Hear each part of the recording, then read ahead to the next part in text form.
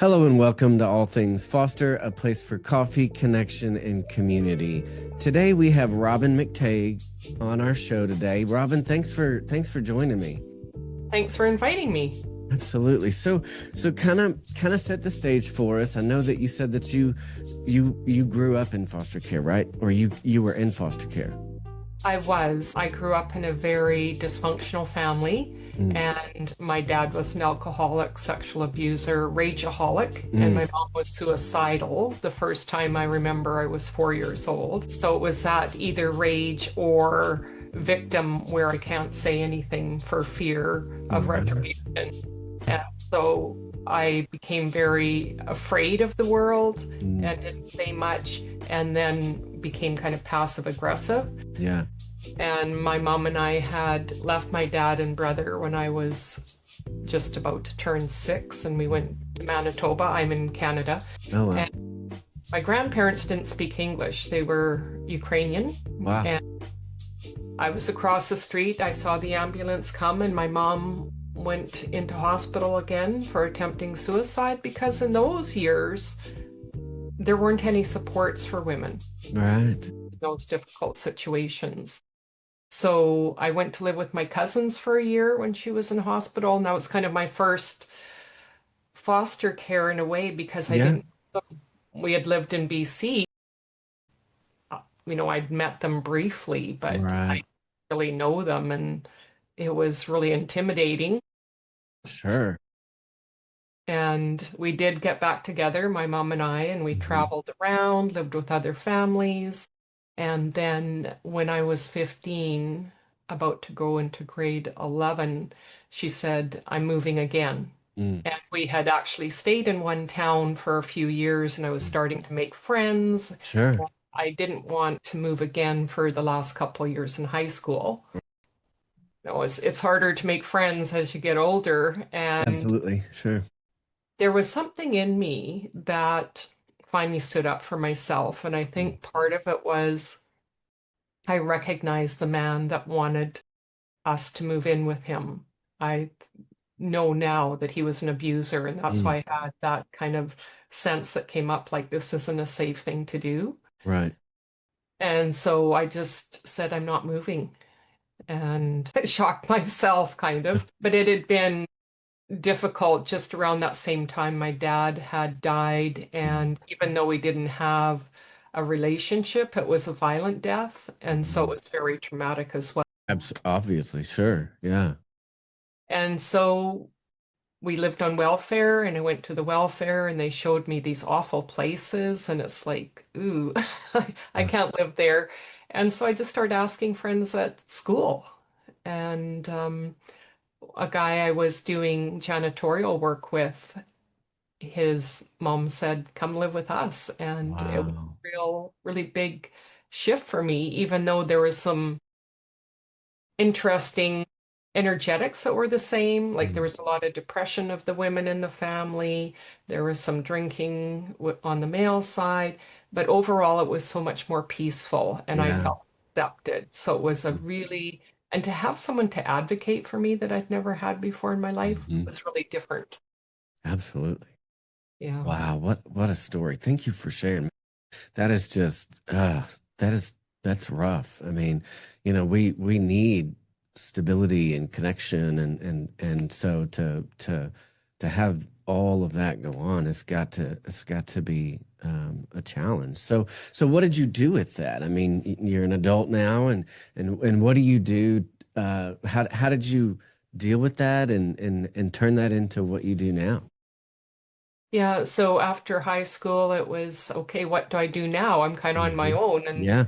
I was the first one to finish high school, let alone do anything else. But it was Mm. like grade 12, and people were saying, well, what are you going to do? I don't know. Sure. And then, the high school counselors were like stewardess or nurse. And it's Mm. like, that did not fit for me. And I was really good at art. And the art teacher said, are you going to go into art? And it's like, how can you make money on that? Yeah, sure.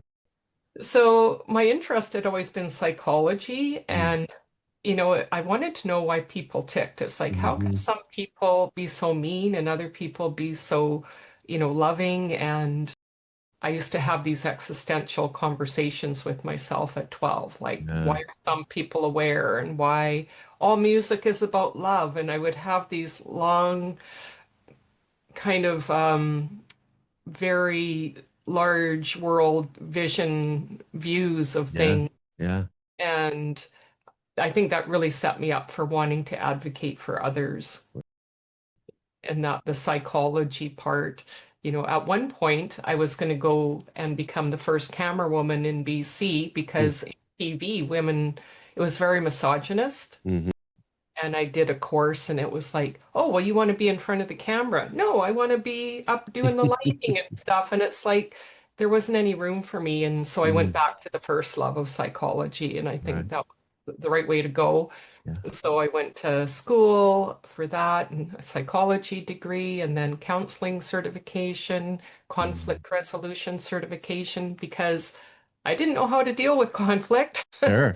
Yeah. and, or emotions really, right? Because Yeah. I'd stopped everything down like my mom did. Right. Right. And we know that anger turned inward becomes depression. Yeah. And so what happened was I repeated the pattern. I married someone that looked different. Mm. But the anger issue, the electromagnetic, the energetic pattern was exactly the same. Mm. I thought they don't drink, so not going to be a problem. Yeah. And it was a really lonely time in my life. And so what would happen, there'd be these blow-ups. Sure. Everything would be under the surface. Yeah. Because I was so aware, I knew something wasn't right, and I'd try to bring it out. And it's like, no, no, everything's fine. And then Yeah. these blow-ups. Right. And I think it was an anniversary, we were going somewhere, and they actually took off. I was stranded at the restaurant. This is before cell phones. Wow. Yeah. And it's like, eventually they came back, but it was like, okay. And then because of some of the blow-ups we had, we finally went for counseling. And then I started to do my work. Mm. I went to a group for sexual abuse. I started to deal with some of the underlying issues. I saw how I put my whole life on hold for them and what was important to them. Hmm. And then they didn't do any work, which was a typical pattern. And then we Yeah. had another blow up. Right. Sure. And it was much more kind of violent where I was thrown out the door, food thrown, and it's like that just killed it. It's like, okay, if we're going to start from scratch, there's no trust here. Yeah. Are you the person I want to be with? And I'd grown enough and built more stability for myself internally that I could say, no, you're not the person because the things I love, like the arts and outdoors and stuff, is not what they like. And Hmm. how can I just live not living what's important to me and what brings me joy? Like, Yeah. what kind of life is that? Yeah. It's Sure. not great. No. Mm-mm. So we went our separate ways, and then I had cancer, will be 26 years ago this year. Goodness.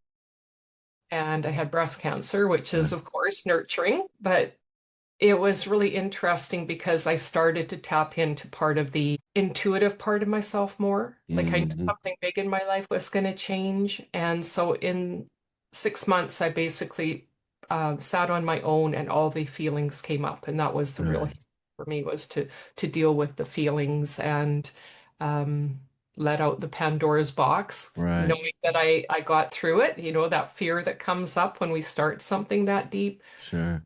but we can work through it. And so that really helped to shift who I was Hmm. and build the confidence that even though I look confident and competent Yeah. in everything I did in the workplace and I did advocacy work and Hmm. joint committee work, and I loved it. I Yeah. love bringing Sure. people together. I love connecting. Yeah.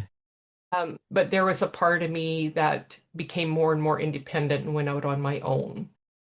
And so I did that about 10 years ago. And what happened was it's like, okay, I've got all these tools. How do I bring it together? Yeah. And I became a meditation teacher, Enneagram teacher. I do a motivational maps process. Hmm. So all these different things that help us to go deeper into who we are, why we do what we do, and deal with the internal and the external conflict. Right. And to me, that's the biggest part is those tensions that we have. We have different ways of dealing with it, but it's hard to see for ourselves. So Sure. that's what I really help with to bring that bigger picture and to know that this is normal, right? We make ourselves wrong, we take on the shame and the blame from what wasn't ours to begin with. Absolutely. And so it's a way to say, this is what's important to me. This is kind of that worldview I have. And then how can I see it clearly and then start to work with it and know that, there's nothing wrong with me. Yes, I have Mhm. challenges and there are different ways to deal with it that Yeah. I didn't know was there. Now I can use those tools. Man, wow, that's awesome. So do you so you still do counseling, one-on-one counseling and things? I do. I tend to start with some kind of a package, a small Hmm. package to help us get that view first. Right. So we do the motivational map. We have 9 motivators, and it helps us to see what's important to us and some of the blind spots that we have. Like for me, a lot of entrepreneurs are high growth. Hmm. And because we have relationship motivators, we have achievement motivators, and growth motivators. Hmm. So the entrepreneurs often are growth, so it's very much looking forward into the Hmm. future. Yeah. But if we're so focused in one area, what's missing in the other? So we look at what is that want that goes to a need, where are the tensions. So if we have top motivators that are relationship based and growth, those are very different Sure. because we want the bottom line with the high growth Yeah. relationship. We want lots of information very frequently. We want to know about that stability, consistency. Whereas the growth, it's like, give me the next thing in the shiny object and Hmm. what's next, right? So it's looking at that makeup to see where am I in alignment and what's out of alignment. And if it's too low, how do I dismiss it in myself or other people? So for me, my friend was low, and it wasn't that I couldn't make relationships or friends. It wasn't important to me in the workplace because I was working full time, Hmm. teaching meditation on the side. My lunchtime was going for fitness. And so I had a very kind of tight schedule. Sure. People who wanted my time, I saw as kind of needy, Mm. wanted more of my time that I wanted to give. And so that didn't feel good to me. But Yeah. when I became an entrepreneur, it's like, it's all about relationship. Sure. So I had to reframe that for myself. So it's really important to see the things that aren't naturally things we see. So we need to bring in different tools, different ways to make that important as well, so we don't miss it. And Wow. yeah, so it's an amazing tool, and it's partly based on the Enneagram, and that's why I Hmm. went down that rabbit hole of becoming a teacher. And I still continue to train in certain aspects because there's a lot of depth. But it helps us to see what is that worldview, Yeah. that main one that I have, and again, ways to grow. I only like tools that give us actually ways to change things rather Hmm. than just name them. Yeah, that didn't do much good, does it? No, like you think about, okay, I'm an INTFJ or whatever, but how does that help me? Hmm. And with these tools, it's a path for growth. So you do both of those assessments, and then we have a follow-up session and integration. I give you Hmm. some practices. And then from there, if you want ongoing coaching, and then there's some of the meditational courses if people are ready for that because they go quite deep. Um, and so it's really about embodying. With the Enneagram, we have 3 centers of intelligence, body, heart, and mind, and we Hmm. tend to focus on one. So, how can I bring in those other centers, make better decisions for myself, and then use it for how we're working with our clients, our friendships, our relationships in all ways? Because once we build that relationship with ourselves, we learn to have boundaries, we know what they are, we learn to deal with the emotions, and I also do shadow work and some other pieces that help us to integrate some of those pieces that come up. Absolutely. So let's talk to foster parents a little bit. You you you were on the other side of things, right? Mhm. So you understand very, very deeply a lot of the difficulties and struggles that kiddos in foster care face. So talk to a foster parent who's trying to see this child with these difficulties and how they can try to help them, work through these things. Yeah, I think the first thing is to not take things personally, and I Hmm. talk a lot about that with the other things I do, but they're probably really scared. And just to know that even though they might not look like they're reactive, there's a lot going underneath. And Hmm. to just really be open and kind and not pushy, right? Right. It's like just having that safe space because you're going to get tested. Yeah. You know, I know I did that. Right. Yeah. And that's part of my personality. My Enneagram personality type is that way to kind of test the leader, test whoever it is, in this case, the parent, to Hmm. see if they're going to stay, right? Yeah. Because Yeah. their parent isn't there anymore. So that fear of abandonment is huge. Very big. Yeah. And we all have it to a certain degree, and a foster kid's going to have it more. Right. And especially depending on what other maybe care homes they've been in before. So it's like just having that space and saying, and especially if they can have their own space. Like when I went into foster care, that was the first time I had my own bedroom. It was Mm, a huge thing for me to have my own space. absolutely. Yeah, I mean, mostly I was on the sofa and, Mm. it's or sleeping with my mom, and how embarrassing is that? So, so having their own space, even if it's not a bedroom, if they have to share, Hmm. like maybe they could have some time on their own, like, Hmm. after school, you get an hour to have that space for yourself, Hmm. because that's such a calming influence for us. Right.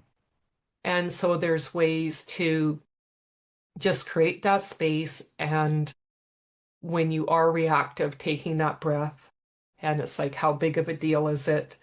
And remembering the basic parenting tools of person, not it's not the person, it's the thing that they did, right? Yeah. So it's like separating that out, because a lot of foster kids have never had that experience of being able to say, you are still okay. Hmm. It's what you did. Yeah. This Yeah. is the Sure. behavior, and this is what the consequences are. So creating boundaries. So again, that not all or none, which sometimes, because we have good hearts as a foster parent, it's like, well, I'll just let them do things. But that's no Hmm. good either, because they No. usually haven't had boundaries, Hmm. because this is what I see with adults all the time. And I had to learn boundaries too. Most of us don't learn them. Our Right. parents didn't have them. How are they going to teach us? Yeah. Sure. Right. Wow. So yeah, so creating the boundaries, but that firm, not mean, Yeah. right? And so that firmness is like, yes, I still love you. I'm not throwing you out, like reassuring them a lot. Hmm. And it's like, and even if you can make plans into the future so that they see that there is something going on. Yeah. It's not like you're out of here next week, right? Right. So it's like, oh, well, maybe we're going to talk about the summer. Maybe for the first time the kid's going to have like a summer vacation. Like Hmm. I never had that, right? Yeah. Unless I was going to a church thing that was covered by the church, and Yeah. then I usually was hiding in the corner. Hmm. Yeah. Uh, yeah, so that freedom to let them kind of unwind enough to start to show their own personality, Right. and not having arguments in front of them. So it's a huge one, right? I was in a book, and it's what is it, 5 tips for partner conflict resolution. So setting up your time outside of what's going on. So learning to take those timeouts with your partner too, when there's conflict, to say, yeah, we need to table this. And so, because the kid's going to take it on as they're the problem and the Right. fault, Yeah. Yeah. and they're going to carry that with them, and then again be on edge that they're going to get thrown out and back into the system. Right. So that's a big thing. And understanding, I teach the meditation course for children as well. And so that's something, and a parent needs to come and do that. So Yeah. they do have to be a legal guardian to, or have the approval of the parents. So depending on the situation. And I know that was a problem for me getting my driver's license, because my foster parents weren't legal in the system. Mm. So they couldn't sign for me. So I didn't learn to drive till I was 25. Wow. So yeah, having those things, and there's other ones out there. This one is really good because they learn that they get their little bubble, and the love can come through and the arrows can bounce off. And Mm. so Like it's that. a really amazing thing. And having contact, I think, with the schools, like there's so much bullying, Hmm. having the boundaries around they probably, don't have phones or whatever, but just any ways that you can help them to, because often bullies are the victim or the bully. So it could Hmm. be either. Sure. If we're bullied, those are the two ways that we can go. And I remember that bullying and, being thrown down the hill and Mm. whatever else. Yeah. But it was different then, where it's more insidious now. So Hmm. really keeping that communication open with schools, and what's going on in their activities, and, Definitely. and really, like, I know for myself, it's like you might put the kid in something that they don't really like. So I would go to the library. I became an avid reader. That was my way to cope. And Yeah. I loved it because I was very intellectual, and that's kind of saved me. But I would just go hide out in the library instead of going to the thing that they wanted me to go to. Right. Well, listen, we are short on time. I would love to dig a little bit deeper with you. But where do folks find you? A lifeofchoice.ca. It's CA because I'm in Canada. Right? Yeah. Okay. So alifeofchoice.ca. Yes. Well, very good. Well, maybe I can have you on. We're recording in Potapalooza, and so we're limited on short interviews. My interviews are usually a long form, very in depth, and things like that. So hopefully we can sync up and get you on to talk a little bit deeper on the things. But thank you so much for coming, sharing a personal story. That's not an easy thing to do, and so I appreciate you coming on, and I appreciate you sharing, your experience. Well, thank you so much for having me, and thank you for doing this for the foster kids and parents. Absolutely. Absolutely. Well, guys, make sure to like, share, and subscribe the episode, and we'll catch you on the next one. Thank you.